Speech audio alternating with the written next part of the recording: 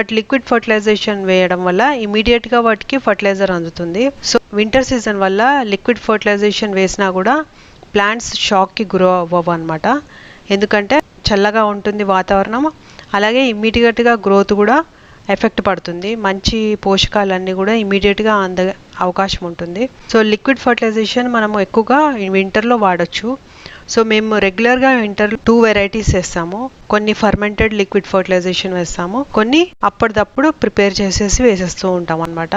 So liquid fertilisation వేసినప్పుడు మనము ఆ లిక్విడ్ ఫర్టిలైజేషన్లో కొన్ని ఏంటంటే పెస్ట్ కంట్రోల్ కూడా ఉంటాయి, కొన్ని ఓన్లీ ఫర్టిలైజేషన్ ఉంటాయి, కొన్ని ఫర్టిలైజర్ లాగా వాడచ్చు, అదే లిక్విడ్ ని మనం పెస్ట్ కంట్రోల్ లాగా కూడా వాడచ్చు అనమాట. సో అలాంటప్పుడు మనం కొంచెం రెస్ట్ తీసుకోవచ్చు అనమాట. ఇలాంటి ఫర్టిలైజర్ వేసుకొని ప్లాంట్స్ కూడా హెల్దీగా ఉంటాయి. వాటికి పూలు కాయలు వచ్చే టైంలో ఇలాంటివి వేసారనుకోండి హెల్దీ గ్రోత్ అవుతాయి. ఇంకా ఫ్లవర్ డ్రాప్ ఫ్రూట్